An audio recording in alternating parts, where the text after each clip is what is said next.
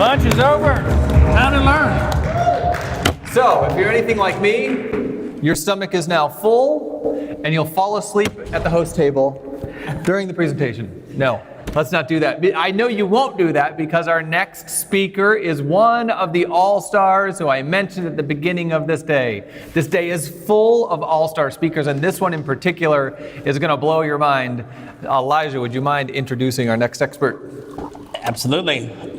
So Laura Hatch is the founder and CEO of Front Office Rocks, the leader in on-demand front office training for dental practices. Laura witnessed firsthand what was missing in the front office training and built Front Office Rocks to be a 24/7 resource for dental practices. Laura has authored over 200 articles for leading dental publications and has written her own book, Step Away from the Drill. That helps dentists discover their purpose and become true leaders of their practice. As the leading authority on web-based dental front office training, Laura will share with us her best-known methods for achieving the ultimate level of customer service in your practice. Welcome to the stage, Laura Hatch. Thanks, guys. Hi, everyone. Okay, hi, everyone. Hey! I know what it's like to speak right after lunch, right? So I'm going to try to keep you guys awake, and I'm going to give you the benefit and the cons of being live versus being on Facebook. First of all, being live, we have a lot of great interactions here. We have a lot of great sponsors. We have wine after the day's over, right? That's a benefit. Those of you at Facebook, it's freezing in here. So we all need blankets. So if you guys could hashtag blankets for us in the comments, we would love it because we're freezing, are we not? My name is Laura Hatch, and I'm the owner and founder of Front Office Rocks, and I am part of the team. I'm a front office manager. I've done everything from answering the phones to scheduling, treatment coordinating, asking patients to pay, dealing with the angry patients, all of that. So what I want to talk about with you today is how to build a front office team that rocks. So I'd like to acknowledge you guys for being here. I think earlier they acknowledged the dentists for bringing your team, which I think is amazing. But I also want to acknowledge the team for being here, because we are like right down the street from Disney. So we easily could go somewhere else a little bit more fun. So I want to thank you guys for being here and learning with your doctors today. And if does anybody's desk look like this? We're my front office rock stars, right? I think when I joined dentistry, I should have bought stock in sticky notes, because I swear, somebody walks in and goes, "Can I talk to you?" I grab a sticky note. Phone rings, I grab a sticky note. I have a desk full of sticky notes. So thank you for taking time away from your offices, away from your families to be here with us today. I also want to thank CareCredit. They are my sponsor today. And for those of you who are live with me, this is my book. And as soon as we have our afternoon break, if you come out to CareCredit, they've actually bought 50 books for me to sign, anybody who's interested in Step Away from the Drill. So there's a benefit again for being here live. So thank you to CareCredit for that. So we've already talked about this a little bit this morning, but it kind of still surprises me when I talk to dentists and I say, do you know patients don't judge us on your dentistry? And they're like, what? Like, they really don't. Patients don't know how good you are as a dentist. Our patients don't walk around going, look at this margin. Do you see that margin? Look at the shade match, right? They judge us on everything else. They judge us on how easy it was to make an appointment, how nice the team was up front, how they were greeted by the dental assistant. They don't know whether or not we're a good dentist or not. They're judging us on everything else. And why does it matter that we understand this? Not that I'm advocating Yelp here, but it's the difference between people love us on Yelp and people hate us on Yelp, right? People, when they come into your office, they're going to go out and talk about you. And we want them to love us, right? We want them to go out and say amazing things about us. If you go look on the internet, the number one complaint on the internet about dental offices has nothing to do with dentistry. It has to do with us in the front. It has to do with, scheduling appointments. It has to do with, they estimated my insurance wrong, right? And now I have a balance. Or I sat and waited 10 minutes instead of getting sat when I was supposed to. They're evaluating us on everything else. 86% of consumers quit doing business with a company because of bad customer service. And we're going to talk about numbers today. We're going to talk a lot. You guys have heard about Dental Intel, and it's opening the eyes to so many dental offices because we're all about new patients a lot of times, but what we don't realize is we're losing patients out of the back door. And our patients now are expecting not only great dentistry, but great customer service. They're expecting that when they come into our practices. 7 in 10 Americans say they'd be more willing to spend with companies they believe in excellent customer service. So case acceptance, in my mind, starts from the first phone call. It starts from the very first time they're calling your office as a new patient. They're deciding right then whether or not they're going to do dentistry in your office, whether they're going to come to your office, whether they're going to stay with your office long term, okay? So how do patients judge us? There's a big difference, and when you walk in and you meet the lady on the left versus the lady on the right. Am I correct? No, the funny story about this is when I was putting this slide together, I found the picture of the lady on the left, and the name of this picture is Hotel Concierge, right? So she works like here in the hotel. She's smiling and so happy. The picture on the right, that picture is titled Dental Office Manager. Okay, so this is already what the public thinks about us as a dental office manager. Now, I don't know how many front office team members I have here, but when we walk in the morning, usually we feel like the lady on the left, right? Smiling, happy, I'm gonna conquer the day. And by like 10 in the morning, after we got off a phone with MetLife for 45 minutes, they denied a claim, the patient's gonna be mad, the doctor wants to know where their patients are, the hygienist is waiting. Do you not feel like the lady on the right?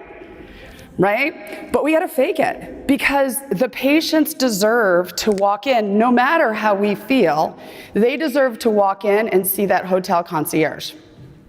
Because people don't talk about our dentistry, they talk about the experience. And we are all about the experience. Front office, we are the first and last impression every single time a patient comes in the office. And we have to value that and understand how important we are. When I named my company, I could have named it Front Office Training, Front Office Administrators, but I named it Front Office Rocks because we're rock stars. And we need to understand what a huge part we play in that patient experience. But on top of that, what do we face on a day-to-day basis? Like, I don't know what hotel concierges face. Like, they probably have a super nice day and it's easy. We have to face the rest of this and smile through it, right? Cancellations and no-shows. Everybody in here, right? Everybody on Facebook had at least one cancellation or no-show this week, right? Everybody should be shaking their head. In fact, you'd be happy if you only had one, right? We had multiple cancellations and no-shows. Needing more new patients. Everybody needs more new patients. Treatment plans being phased. This is my favorite. When they go to the doctor and the doctor says you need 3 crowns, and the patient goes, yeah, that sounds great. Okay, we'll do that. Then they come to the front to us and they say, okay, we'll do 1 crown in 2018, 1 crown in 2019, and 1 crown in 2020, right? Or only doing what the insurance covers. We hear that at least once an hour, if not a couple times a day. Patients having no money. They just drove up in their new Lexus. They just got back from vacation. They have their iPhone 10 or X or whatever it's called, and they look at us and go, oh, I don't have that kind of money, right? Staff issues, gossip. Anybody have that in your offices? Not the staff or the team members watching, not the ones here, it's the other ones, right? We all have issues in our office. Dealing with our doctors, I can't remember who said this morning, but somebody was talking about how the doctor comes home from a conference like this and they're all super excited and we're like, oh, if we wait a week, maybe he'll stop talking about it, right? Maybe we won't have to implement that. Implementing new technology in competition. And when I'm talking about competition, it's not even just other dentists, it's not corporate, it's not, DSOs, it's competition with vacations and Costco and Apple and everything else that our patients can spend their money on, okay? So who am I? It's not like when I was 5, somebody came up to me and said, what do you want to be when you get older? And I went, oh, I think I want to be a dental office manager. That sounds fun, right? How many people actually thought they were going to work in a dental office? We all kind of evolved into this, right? I actually put this on Facebook recently and said, who knew they were going to be a dental office manager? And one lady said, well, I did. And I was like, okay, well, you were born and raised to be an office manager. I wasn't. We got thrown into it, So my story is that I married a guy in undergrad, and I said, what do you want to be when you get older? And he said, a dentist or a mechanic. And I wasn't really fond of the dentist, so I'm like, how about mechanic? But he decided to go to dental school, and so that's how I ended up in dentistry, which is good, because otherwise I'd be up here talking about carburetors and mufflers or whatever and mechanic. So I've had an opportunity with him to open 2 practices, one on the East Coast and one on the West Coast. One in Baltimore in 2003, and one in San Diego, fee-for-service scratch practice in 2007. And we've had success with both of the practices. And I found when I started in dentistry, I didn't know anything about dentistry. I knew sales, customer service, marketing. My background's human resources and organizational development. So I knew how to run a business. I didn't know how to run a dental office. So I didn't know that teeth had numbers and surfaces. I remember seeing the dental codes, thinking I needed to know every procedure code. Like, I knew nothing about dentistry. But I learned it, and I realized over the years that so many times we hire new employees and we either feel like they have to know dental, but in the front you really don't. We can teach you the dental. We can't teach you how to have a great personality, how to offer great customer service. So I started Front Office Rocks a couple years ago, which is a video-based training website, subscription-based training website to help new employees get trained, because there's a lot of statistics out there that show that people know within the first week whether or not they're going to stay with a company long term. Remember your first week in the dental office? Take yourself back for a minute. Remember, here's the phones, here's how you answer them, here's the insurance company that we work with, here's the dental codes, and here's the practice management software. Good luck. And you're like, right? So training is so vital, not only new employee training, but also regular training in the dental office. So I've been an office manager since 2002. I love running dental offices. Since then, I found ADOM. If you're a dental office manager, you should look up ADOM. So I'm a fellow now with ADOM. And I was listed in the top 25 in DPR magazine, top 25 women 2 years ago. So that's my story. So not to quote Simon Sinek, but I'm going to, and I think we were talking about Simon this morning too. People don't buy what you do, they buy why you do it. Okay, so I just want to put that foundation there first, because we are in the healthcare industry. We have a huge why, right? We are here to take care of our patients, to help them live longer and live a better life. We don't sell purses and jewelry and handbags. We sell dental health. So our why is the foundation, should be the foundation for everything that we do. But I feel what's missing in most dental offices is really understanding our why and having our purpose and intention going to that why. We do a lot of tasks. We do a lot of busy work. We do a lot of things. Everyone's running around, but we tend to forget, why are we doing it? Okay, so an example for me, and I just posted this on Facebook the other day about confirmation calls. Because I do a lot of, help out on social media with questions people have. When should we do confirmation calls? Should it be 48 hours? Should we text? Should we call them and text them? Do we email them? Well, what's our purpose in a confirmation call? Anybody? What's our purpose? What is it? To get them to come, right, exactly. A lot of people are like to remind them, to make sure they know. No, actually what I say is to get their butts in the chair. So every patient's different, right? Like my mom, if you tell her right now, 6 months from now she has an appointment, you don't have to call her or text her again. She's gonna show up 6 months from now at the time you gave it to her. My son, who's 17, you have to email him, call him, text him, call him the morning of, probably send an Uber to pick him up, and get him out of the car when he gets to the office. Every patient's different. So our purpose with confirmation calls isn't the call. Our purpose is to get our patients to arrive, because if they don't show up, guess what? We can't help them keep their teeth for life, right? So we really need to make sure that we've got our why. And a lot of this is being talked about this morning. It starts with the owner. And the owner wasn't really taught to share this information. And so then we bring new team members in and we're like, here, answer the phones. Here, fill the schedule. Here, turn over the rooms. But what about why? Why is that important, right? And so that's what I think the biggest missing piece is in dental offices. So everything should start with why, okay? Why is not about making the money. That's the product. Why is not filling the schedule. It's not hitting production goals. The why is about that's the result. The why is about the purpose, cause, belief, and the reason your office exists. Remember when you first got in dentistry and you were like, I'm gonna rid the world of cavities and gum disease. I'm gonna be a scheduler at a dental office. And now we get up on Monday morning and we're like, ugh, I'd rather own a donut shop, right? It's because we forgot what our why is. We've been too focused on how and what we do, not what the real why is, okay? So we have to communicate regularly with our team, why is this important? Why do we do the things that we do? Anytime you train somebody new, you cross-train anybody, start with why. Why is this task important? Then teach them how and what. Because then they understand that we're going to be much more effective in everything we do when we understand the why behind it. And what happens is, as we grow, we tend to lose that. When it's a new office and we're just starting out and we're trying to rid the world of cavities and gum disease, our why is really big. But now we've gotten 2, 3, 4 locations, we've got 15 employees, we've got this huge schedule to fill. We're more about the schedule and getting the numbers and hitting the statistics that we need. But we have to remember the why. Otherwise, we're just chasing the money and we're chasing the numbers, okay? So part of it is dental box versus business box. And I used to say this was just specific to dentists, but I'm learning over the years that it's actually everyone on the team tends to live in the dental box sometimes, a little bit too much, okay? So different things that I hear people say about that I know that they're thinking more dental box is we have to be the dentist for everyone. Okay, I know that there's a lot of front office team members here that would agree with me. You know, you have that patient who loves the doctor and is always nice to the doctor, and they walk up front to us and they're like the witch, right? And we tell the doctor, why do we still see this patient, right? She doesn't show up on time, she doesn't pay her bills. The doctor's like, because we have to be the dentist for everyone. Well, we really don't. You know, if I walk into any restaurant, they have this sign here that says, we refuse service, if we reserve the right to refuse service to anyone. So if you're rude or belligerent in another business, they're gonna ask you to leave. But yet in the dental office, we treat you, we put up with you, we schedule you 6 months from now, and we do it all again, right? Or I'll talk to a dentist and say, are you doing any marketing? Well, no, things are kind of slow. I don't have enough new patients, so I'll start marketing when I get more new patients.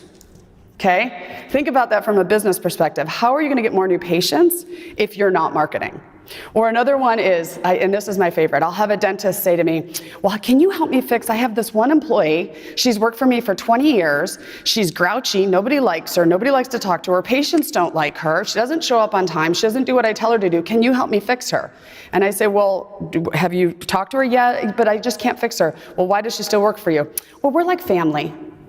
And it's no, at the end of the day, yes, I give you a great work environment, yes, you come to work, but we're not family. I mean, unless you technically are, you have to do your job. And that's part of being in a business, right? We don't live in a dental box, okay? So you've heard about Dental Intel recently, or this morning, and I'm gonna tell you, the best thing about Dental Intel is I think it's helping dentists get out of the dental box and team members and move more into the business box. Because when you run a business, you need to know your numbers. You need to know what to do. You need to know, our practice management software is okay, but it doesn't help us move our business forward, okay? So some of the things I've learned when I've been working with Dental Intel from the different offices around the country that they work with is net growth is one of the statistics I'm shocked that doctors don't understand. So net growth is basically your new patients plus any inactive patients you've gotten back, so reactivated patients, minus patients who've left or patients who've become inactive. The national average attrition is a 9% loss. So dentists talk to me all the time about needing more new patients. But the issue is that many times we're losing more patients than we're gaining. The top line there is blue. That's how many new patients you get in a month.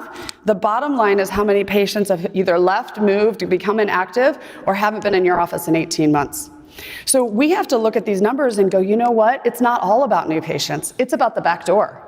We're letting patients leave out the back door and we're not even realizing it, okay?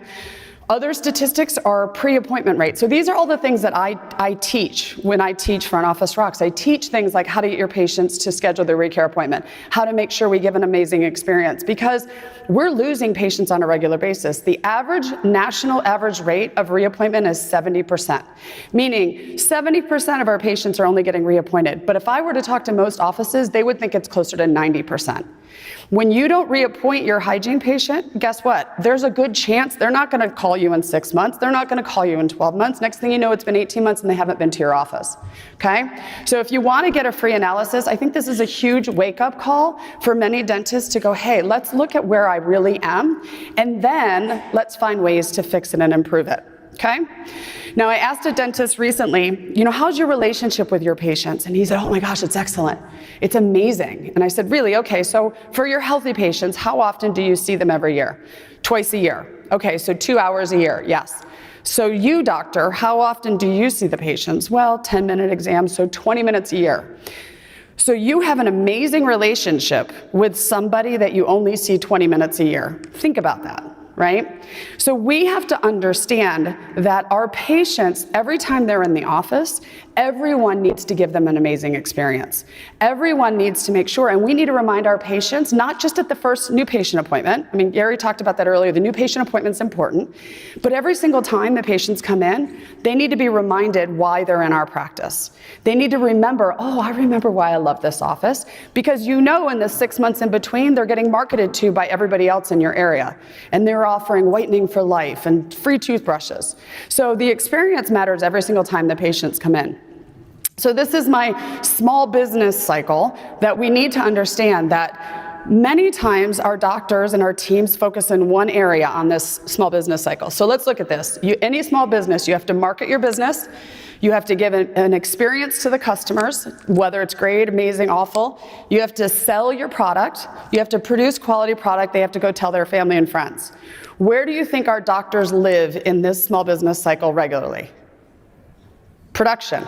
Delivery. Deliver more, deliver faster, deliver more products, deliver, deliver, deliver. That's how they've been trained, that's where they live. But we need to understand that the rest of this, we've got to get good at the rest of this too, okay? So I'm talking about the importance of customer service, but then I also know what it's like to sit at the front desk, right? The phones are ringing, patients are coming in, and, the hygienist wants to know where their patient is, the doctor walks up. We have to be able to handle everything with a smile on our face. Okay, so talking about the phones, I believe that the telephone is the most important piece of technology in your dental office. A lot of doctors would say, no, it's my CEREC, it's my cone beam, it's my intraoral camera. But if we're not handling the phones correctly, we're not doing a lot of CERECs. We're not doing a lot of Invisalign. So we need to respect the phone. In fact, I want to get that as a shirt. Respect the phone, right? Hashtag that. If you're on Facebook, respect the phone. Tell your doctors, okay? So here's my acronym to remember when I'm answering the phone, what we need to do, okay? And it's SMILE. So S is slow down and smile. Take a deep breath before you answer the phone and smile. Patients can feel that when you answer the phone, whether it's a new patient or it's an existing patient. And I know what it's like when you're sitting at the front desk. The phone's ringing and you're like, oh my gosh, I want to pull my hair out. But you can't answer the phone that way. You have to slow down and really take care of that phone call. M is you have to make the person feel special. Acknowledge them by name, thank them for calling, make them feel important. Don't make them feel like they're interrupting you while you've got 16 other things going on. I is you have to have the right intention. We need to understand the purpose of that phone call. So Gary was talking about it earlier today. When a patient calls in and asks questions like, do you take my insurance? We need to understand our intention on that phone call is to not just answer their questions and let them hang up. Our intention on that phone call is to convert them to a new patient. So we have to have the right intention on every phone call. We need to listen well. We do a lot of talking, but we don't do a lot of listening. Let's actually listen to our patients, find out why they're calling, find out how we can help them. We're not talking to an insurance plan on the other end of the phone. We're talking to a human. So let's really listen to them. And then, of course, always offer exceptional customer service. We have to respect the phone, okay? We can't treat the phone like a nuisance. And I know it's like, many offices, they don't even answer the phones during the middle of the day. It drives me batty, right? On Fridays, there's a lot of offices, and I'm not gonna pick on anybody here, but who's answering your phone today? Because normal people who have regular jobs are calling your office right now, wanting to schedule an appointment or wanting to pay their bill or make a new patient appointment, and we're not answering the phones. Right? Another thing is you have to answer the phone as a receptionist, not an insurance coordinator. So we wear multiple hats when we're at the front, right? We're really good multitaskers, okay?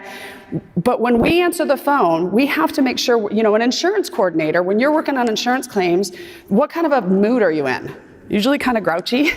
A little bit type A personality details, right? If I answer the phone like an insurance coordinator, that's gonna come off not very friendly.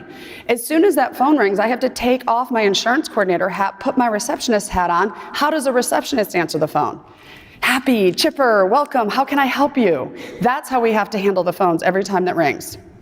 Okay, the next part of the small business cycle is selling. And I have that word in there that way because there's a lot of people who go, oh, don't sell. Shouldn't sell dentistry. Doctors don't sell. It's like a 4-letter word. It's like a bad word, right? And it's because we think of this guy when we think of selling. right? That used car sales guy, right? I'm gonna sell you a lemon or whatever. We have to get over the fact that selling, because if you think about it, what do we do for a living? I already said we help our patients keep their teeth for life, right? We help them live longer and live a better life. But in our patients' minds, what are we selling? We're selling drills and needles in their mouths, and they're gonna pay us thousands of dollars for something nobody's ever gonna see, and half the time it didn't hurt before you touched them. Who wants that? I mean, think about it. If you told a patient, you need a root canal, a core, and a crown, and it's gonna be $3,000, and the patient went, oh, really? That's awesome. Can I pay today? Can I give you my credit card? Like, that's amazing. You probably wouldn't work on them that day, right?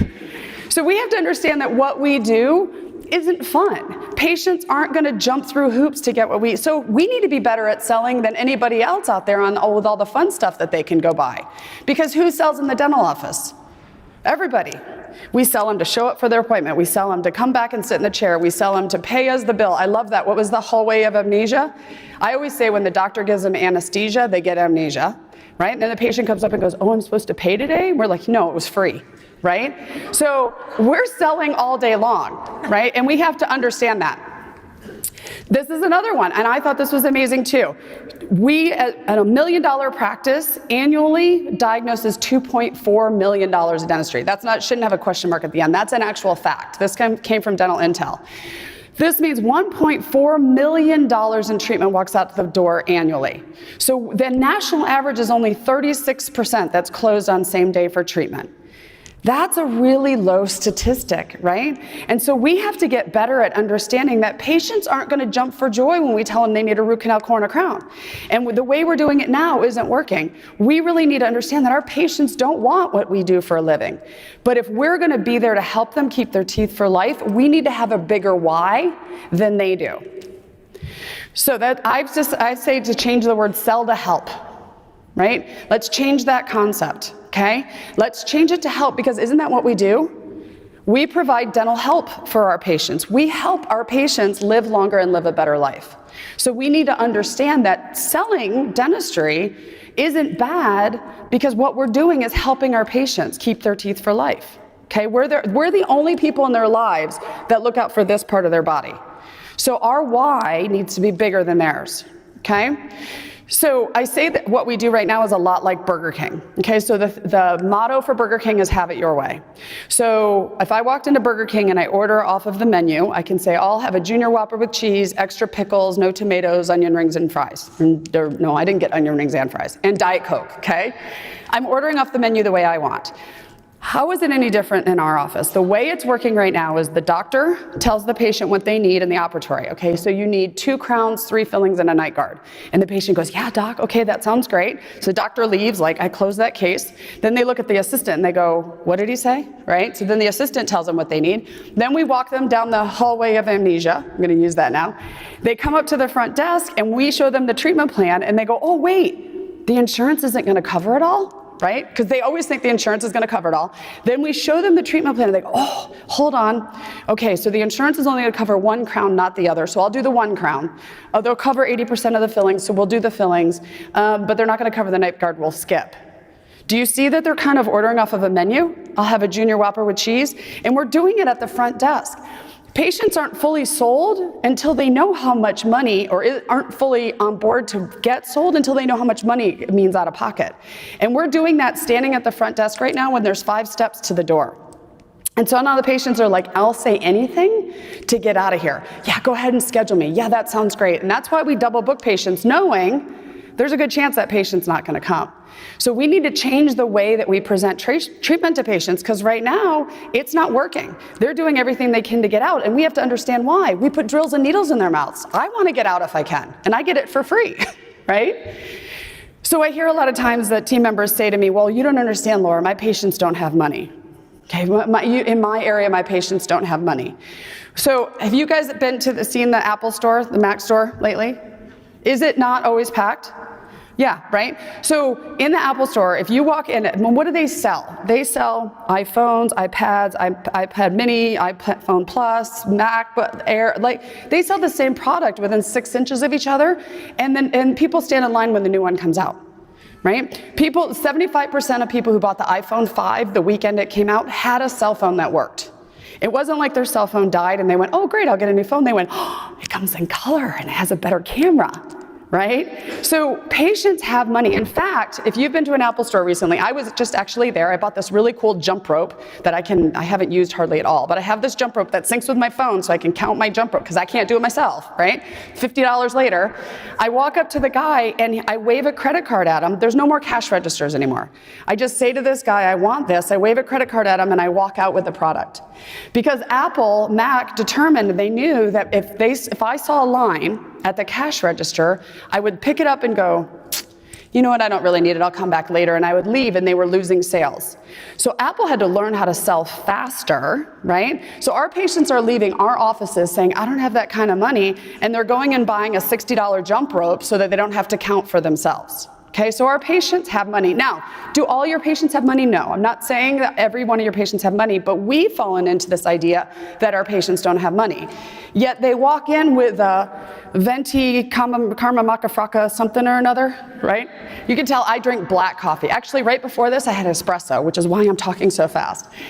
But how much is a karma maca fraca venti whatever?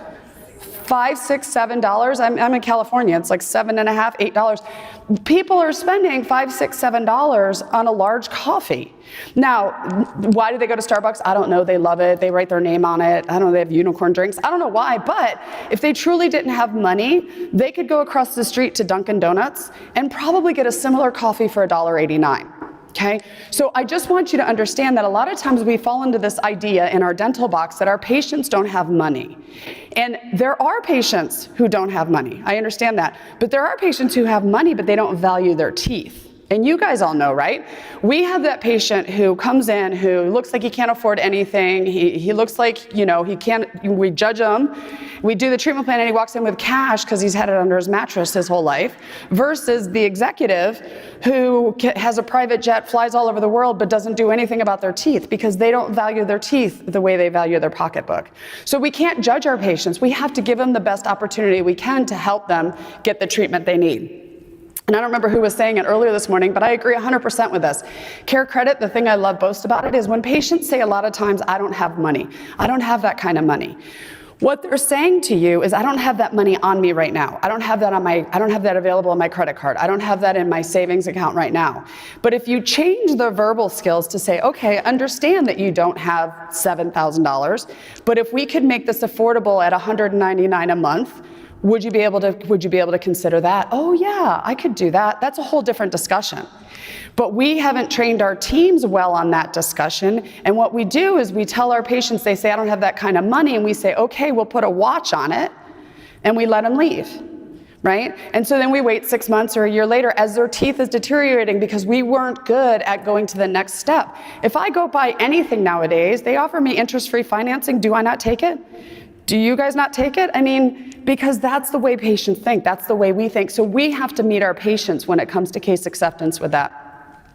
And I'm telling you, we have to not give in so easily because nothing's working in our favor. Gary talked about this morning. The insurance companies, they are not working in our favor. Patients are out spending their money on other things. They're buying $6 coffees. We're the last place that they want to be and spend money. So we have to be more persistent than they are, okay?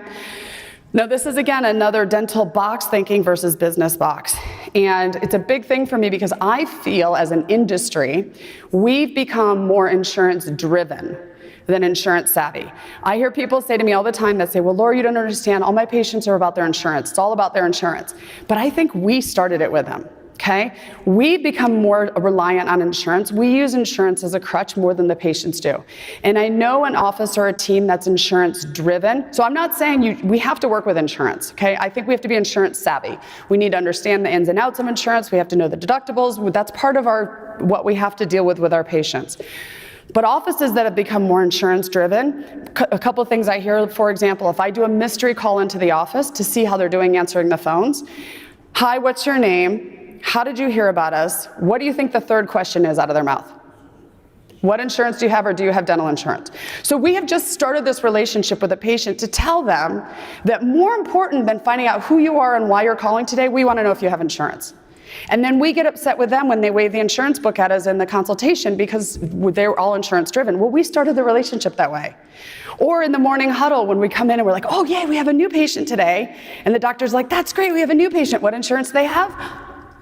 And we're like, oh yeah, it's executive plan. Woo, high five, Delta Premier, right? Or, oh, Blue Cross Blue Shield. It's like our patients are coming in with a tattoo on their head about what insurance they have. Right? Or we go to present treatment, and before we go to present treatment, we stop by the insurance coordinator's desk and say, I want to put a treatment plan together. How much do they have remaining for the year? Should that matter? It really shouldn't. If we're really taking care of our patients, how much they have remaining shouldn't matter. We will help them maximize it, right? Like Gary was talking about, we will help them use their insurance, but what do they need? If we're truly going to help them and be their healthcare providers, we need to present that. So there's 3 A's of experience, okay? I think that you can either be amazing, you can be average, or you can be awful. I think the majority of the offices right now are average, okay? Hopefully not most dental offices are awful. There are some, I believe, and hopefully we can bring them along. But if you're average right now, that's not going to be okay. There's a lot of competition. Our patients are expecting more from us. They're looking for more from us. Insurances aren't helping us. We need to become amazing. And amazing doesn't just happen from, okay, everybody smile, we're good to go, we're amazing. We need to do all the extra stuff. Elijah's going to be up here later today. He's going to give you lots of great tips of how you can be amazing. Because people are not going to go out on the internet and talk about you. They're not going to go to their family and friends and talk about you unless you're amazing. Or they might go out and say if you're awful, right? But if you're average, people aren't going to go out of their way to talk about you. Okay, so I think that everyone in here and everyone on Facebook should be doing everything you can to become amazing. And let's stop relying on insurances. Let's stop playing the insurance game, and let's really start focusing on our team. You've heard it all morning. The best investment you can make is in your team, right? So we need to make sure that we're doing that, okay? The number one way to get referrals and reviews is to be good enough to earn it. People are not going to go out of their way to talk about you if you're not going out of their way to take care of them. Every interaction with your patients needs to be amazing. Every social media post, they were talking about that this morning, Craig and them, about having fun stuff on social media. You want to remind your patients in between that 6 months how awesome your team is, how fun you are, things you do in the community to give back. You want to get connected, stay connected with your patients every time they're in. I talk a lot, we were talking earlier today about hygiene. And yes, I understand assisted hygiene can be like really efficient and that works really well, but one of my things is every single time the patient comes in, we need to remind them why we're amazing. We need to remind them why they come to our practice. And if we get too efficient, they start to feel like a number. They start to feel like we're in and out, we're in and out. And that's what happens as offices grow. We start to get more about the numbers. We start to get more about production. We start to get more about how can we get patients in and out and squeeze another patient in. And what's going to happen is we're going to lose patients out of the back door. And so we need to make sure that we're doing everything we can to keep them in the practice, because it's a lot less expensive to keep a patient in the practice than try to go get another new patient in the front door, okay? One of the things I talk a lot about is how to implement goals in your practice. And I know a lot of dentists, they come back from meetings like this, or they read articles and they're like, we're going to do this. And then it just kind of fizzles out. Or the team had, you talk to a team, yeah, we were going to do this, and it never happened. So I'm really big about making sure that you understand how to set goals and how to work with your team on the goals. So a smarter goal, has anybody heard of SMART goals? I've known about SMART goals for a long time, but I recently just found out about smarter goals. And so I want to challenge everybody on Facebook and here. They were talking about don't go back and just let this all fizzle out. Actually go back and implement something you've learned. Make sure that you use this to help you with that. And what a smarter goal is it specific? So for example, if you just go, well, we want to grow. Is that specific? Grow what? Grow production, grow numbers, grow team, staff? What is it? So specific, we want to grow our number of new patients. Okay, that's specific. Measurable. How are we going to measure that? Well, we want 50 new patients next month, right? We want to grow by double. Okay, that's measurable. Is it attainable? So let's say you're getting 50 new patients a month and you say we want 500 next month. Is that attainable? Probably not, right? We have 50 this month, we want to have 60 next month. That's probably attainable. Is it relevant? Do we need more new patients? Working with Dental Intel, I find a lot of offices, you don't need to worry about your new patients, they're okay. You need to close your back door. You need to work on reactivation. You need to get those patients in that you've lost. That's where you need to put your attention, okay? Is it timely? Can we get 10 new patients next month? Is that doable, okay, in that time frame? And then in addition to that is now we need to evaluate it. We need to say, did we do it? How did we do it? Did we do well? Did we make sure we did it? If we didn't do it, why not? And then we need to make sure we reward our team. A lot of offices, they have goals and we just keep going and we add another goal and we add another goal. And if your team doesn't feel rewarded, if they don't feel like, it's like, oh, here's another thing we're working on. Here's another thing the doctor wants to implement. Here's another thing the office manager wants to do. They're gonna not be motivated to help. So it doesn't have to be a big reward. Greg and then we're talking about that this morning. It doesn't have to be a huge thing. It could be, a high five, a lunch on the doctor on Fridays, $5 Starbucks coffees on Monday morning, whatever it is, but just something to recognize to your team, we did it. We achieved that goal, now let's do the next goal. I'm all about training, and I'm thankful that there's so many team members here and on Facebook. If you are a front office rock star, if you're a rock star, I want you to put a comment in that says rock star, because your team is the best investment you can make. And I talk to doctors a lot of times who I'll say, why don't you take them to these seminars? Why aren't you bringing your team with you?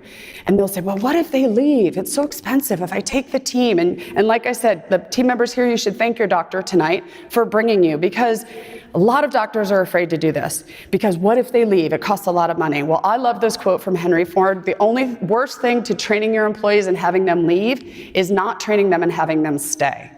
And there's a lot of people in dental offices right now that need some training. Right? We need customer service training. We need to answer the phone training. We need to know how to handle insurance questions. We need to invest in training and not just clinical. We need to make sure that we're continually investing in our teams and our customer service so that we can give our patients an amazing experience. So I'm Laura Hatch from Front Office Rocks. You can find me on all the social media. You can find me online. For those that are here, sorry, Facebook friends, but you can't join me, but we have books out at the break, so Care Credit has sponsored those, so I want to thank Care Credit. And I have 27 seconds to spare. It's a good thing I got a double espresso, right?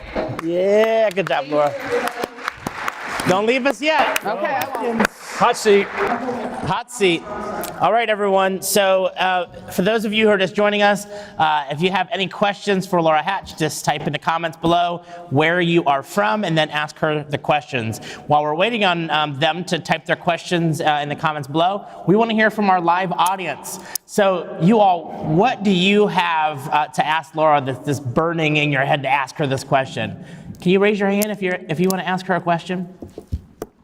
Don't everybody raise your hand at once. I gotta say, whenever I hear Laura speak, I always think to myself, I didn't know the front office could be that incredible. This is exciting. This is so much opportunity there. There's so much room for growth just at that front desk area. I don't remember who said it earlier, but just if you're in the back, go sit at the front desk for like an hour. It can be insane, right? Front office, right? It can be insane, and we have to make sure that we're understanding how important the front office is, not only for us, but the team needs to understand that and work together to make sure that we're all helping each other out. Everybody's important, but I'm all about the front office. I'll call this out to the room. Let me hear from a doctor who has an aha moment where you heard something Laura said and you think to yourself, I never really thought of it that way. Let's have a doctor in the room. Be willing. I had no ahas. I'm right after lunch, so. You're right there. Yes. Excellent. Smart goals, turning them into smarter goals. Well said. Thank you. I saw another hand up in the back there.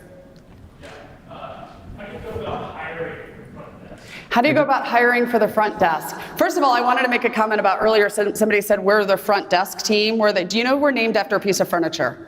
Right? And I said this once from the front of the room. I said, we're the only team members in the office named after a piece of furniture. And one of the dentists raised his hand. He says, no, I have a chair side. That was the best laugh I got, right? Hiring for the front office. So I'm actually writing a book on that to help dentists specifically because I know that it's tough. I'm going to tell you right now that so many dentists feel they have to hire somebody with experience. And in the front office, you don't necessarily need to hire on experience. You don't need somebody that knows EagleSoft or Dentrix or 5 years of open dental. You can train them on that, but you can't train on personality. You want somebody who's a go-getter, who can multitask, who can smile, who understands customer service, who's not afraid to sell. That's what you really need in the front office. So I'd say look around your community, find a great hostess, find somebody that works at Nordstrom's, find a great bank teller, someplace you get amazing customer service. We can teach them dental codes, procedures, Open Dental, Eaglesoft, whatever. But so many times I think dentists, because part of the reason I wrote this book was because dentists don't really know what happens in the front office. You know what the assistant should be doing, you know what the hygienist should be doing, but they walk by the front desk kind of going, I hope they know what they're doing, right? And so the first step is knowing what you should be expecting out of your front office. So this is Step Away from the Drill was specifically written to dentists. Get away from the drill and get in the front and get connected with your team. And then make sure you're not just hiring because we know Eaglesoft or we know codes. We can teach that. Hire somebody that smiles, who's great on the phones, who understands the importance of selling, because that's really what we need in the front office. So I hope that helps. Got quite a few questions. I'll let Dr. Bill go first. I got 2 questions. Yes. This is from people with curious minds. Okay. This is the doctors. What is it that is the most important statistic that you like to dig out of the business box? Well, mine is going to be retention now. So it's not just about new patients. I think those are important, but it's about how much you're losing out of the back door. And I believe it's about experience that the patient's having in the office. So that's the number one number I would look at. Okay, the last one is, what would teams like their doctors to do differently? You know what? I think the team, and I put this back and forth. I think the team members would like the doctor to communicate more, to be able to tell them what the goals are, what are we trying to achieve, and also just acknowledge how we're doing, whether it's good or bad, right? I need to know if I'm not doing something great or if I need to get better at something. But on the flip side, I hear team members tell me my doctor does not acknowledge me enough, and I say to them, when was the last time you acknowledged your doctor? When was the last time you told your dentist, good job today, great job with that? So I think it goes both ways. All right, so we have quite a few. You Facebook actually Live. have the most questions, so I'm going to have to pick a couple. Lily from Massachusetts. Who do you recommend for taking calls if you are out of the office during Fridays or lunch? Thank you, and Front Office Rocks does rock. Thank you, Libby from Massachusetts, we said. Now 5 years ago, I wouldn't have been able to answer that question for you because I didn't want an answering service, answering the phones, but now there are some great companies, and I'm not going to name them here, but you can reach out to me and I'll get you connected. There are some great companies who will actually answer your phones as if they're one of your team members and answer your phones whether you're busy, whether you're calling on Fridays, emergency calls on the weekends, and they specifically log in and help schedule the patients and act like they're in your office being an employee. So there are great services out there for that. Absolutely. And you should answer your phones Monday through Friday, 8 to 5 minimally. Every office should have your phones answered 5 days a week between 8 and 5. Eric from Tamarack with a question. How do we present treatment plans in a simple, effective method? Are there any software programs that are useful to help a new office without a treatment coordinator? I don't know that it's about the software. I think it's more about the connection with the patient. And so my suggestion is to find a space where you can actually have a conversation with the patient. It's not about the how great your PowerPoint is or the x-rays. It's about really talking to the patient. If the patient doesn't understand what they're supposed to get done, what they need, they're gonna, you guys know, they're gonna schedule, and then the morning of the appointment we get that phone call. I'm sick, right? Because they weren't really on board to get the treatment done. So I'm more about, consultation rooms. Almost every office has a consultation room, and those are the pretty offices with the flowers and the degrees on the wall, but we don't use them. I say use them. Sit down with the patients, because we're asking our patients to spend thousands of dollars in our office to put drills and needles in their mouths. It's going to take a good conversation with a patient to help them with that. All right, everybody, give it up for Laura.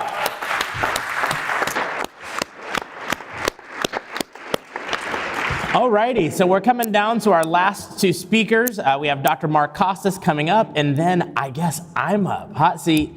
So we're gonna go ahead and take a very quick 5-minute restroom break, and then we're gonna make sure that we're back here and ready to give Mark a great round of applause as he comes up here and kills it. We're looking forward to having you guys back, and we'll see you in 5. By maybe 1 o'clock in the morning, I was just done reading it. I just read it cover to cover, and I was like, this guy gets it. I read that book, and one night he sent it to me right away. I don't remember if I came across his podcast or his blog, but somehow I came across his book. I knew I had to get that book. The difference with Jamie is when I first talked to him, he cared about me and about what my goals were, my dreams were. He was an amazing person. I could just tell on the phone that he was genuine, that he cared about people, that he was a down-to-earth guy, so happy and optimistic. You know, Jamie has this process down, and he has the best team members that perfectly fit into each one of those roles. They really set the path for you. They kind of guide you towards the right path. If you go off on the wrong direction, they bring you back to where you're supposed to go. Your time is worth money. It is well worth spent to have somebody help you. They tailor everything to what you do and what your vision is. And once I started working with Steven and Jamie, it was night and day. It's night and day difference for the quality of life that you can build for yourself. Ideal Practice Solutions basically takes all those things that you don't know how to do, and they fix everything. I was put in the right direction in how to run a business. I don't even know of any other company that does what Jamie does. Jamie went and got me financing. I had it in like 5 days. The banks are talking to us, they're coming out to see us, they're giving us money so we can build this awesome practice. Before I was gonna have a small office. Now, you know, this is, I have 6 rooms ready. You know, in dental school, we've never been taught that. And now 2 years later, we're in this beautiful historic building, and it's everything I ever could have wanted. Where employees can work and they are happy and they feel fulfilled. My patients are now just finding me, and they're proud to say hi to me. Ideal Practices has allowed me to realize my dream of being a small business owner and a private practice owner. I'm working for myself now and setting my own schedule and doing what I want to do, and I couldn't be happier. I am stronger, I'm more confident. Start something that's yours. I'm going to get to be my own boss. I can do things differently, train staff differently.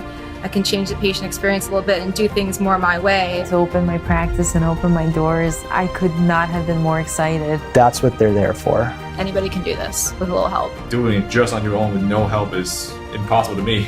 There have been so many times where I thought I could not have done this on my own. I'm just so grateful for that they're, you know, able to make it as easy as possible for me. I couldn't be more grateful for all the new patients that are coming. In 2 months, we have like over 100 new patients. This coming Monday is completely full, so. Since we opened, we will have seen 346 new patients. There has not been a day that I haven't been almost completely booked. Monday, the phone started ringing. Tuesday, it kept ringing. I don't have time to go quit my job because the phone won't stop ringing. If I ever build another practice, I'm going to use them again.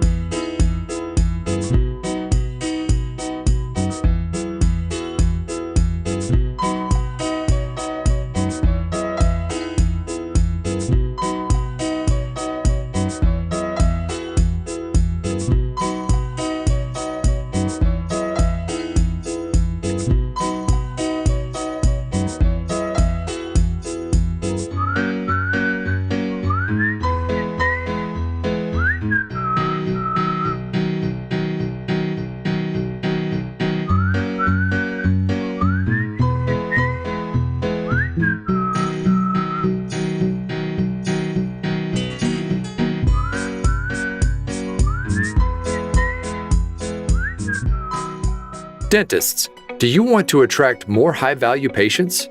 Patients who are actively looking for dental implant treatment ranging from $5,000 to $50,000? Driven Dental Implant Marketing specializes in driving high-value cases to your practice. Dental implant marketing is the only thing that we do. We'll develop a proven campaign custom to your location that positions you as the dental implant provider of choice. You'll stand out in your market, even if it's highly competitive. We guarantee your office will receive a minimum of 20 leads per month. And we coach and support your team to convert those leads to patients who say yes to treatment. If you're looking to increase the flow of high-value patients to your office and maximize your ROI, go to the website www.greendental.com drivendentalmarketing.com and schedule an exploratory 15-minute strategy session today.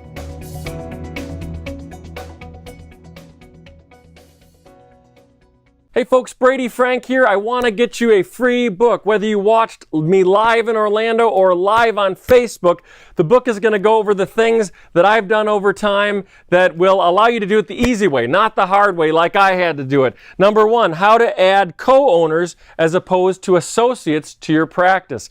Number two, how to build your DDSO. That's your dentist-owned DSO, and with a bunch of tax advantages there.